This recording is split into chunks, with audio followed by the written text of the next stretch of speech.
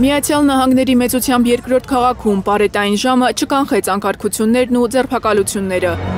Վաշինգտոն նահանգի Սիեթլ քաղաքում նույնպես թեժացել է իրավապահների ու ներգաղթյալների բախումները։ Մի քանի ժամում իրավիճակն այնքան էլ արվել, որ Սիեթլում էլ պարետային ժամ է։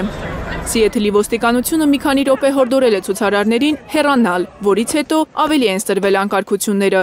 Միացյալ Նահանգների մոտ 16 քաղաքներում ցույցեր և բախումներ են։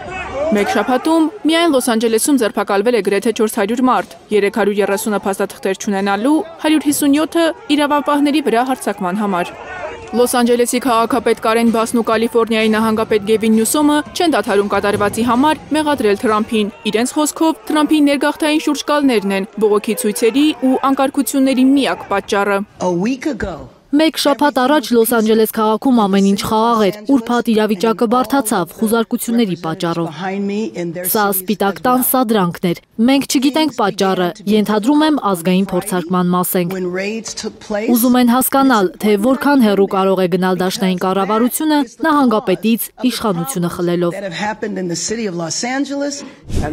Թրամփը դեռ հավատարիմ է քաղաքը օտարերկրյա թշնամիներից ազատագրելու խոստմանը, կարծում է ինքն է փրկում Լոս Անջելեսը կործանումից։ Եթե մենք չներգրավենք ազգային գվարդիային և ծովային հետևակին, դուք հավանաբար կունենայիք մի քաղաք, որը կայրվեր հիմնովին ինչպես ամիսներ առաջ։ Լոս Անջելեսում ստեղծված իրավիճակի պատճառը անգործությունն է։ Ոստիկանությունը մեզ խնդրում էր խառնվել։ Նրանք անզոր էին, որովհետև ցուցարարները թաքնվում էին շենքերում, քանդում մայթեզրերը, մուրճերով հարձակվում ոստիկանների վրա, անկարգները կալանավորված են։ Դեմոկրատները պնդում են, որ Լոս Անջելեսում տեղակայված ազգային գվարդիայի ու ծովային հետևակի ուժերը լիազորություն չունեն կալանավորելու, նրանք կարող են միայն ձերբակալել ցուցարարներին։ Պաշտպանության նախարար Փիթ Հեքսեթը, որ մշտապես համաձայն է Թրամփի որոշումներին, վստահեցնում է, որ ամեն ինչ օրինական է, եւ եթե տեղական ոստիկանությունն անզոր է, ապա ազգային գվարդիայի ու ծովային հետևակի ուժերը լիազորություն ունեն հասարակական կարգը խաթարողներին մեկուսացնելու։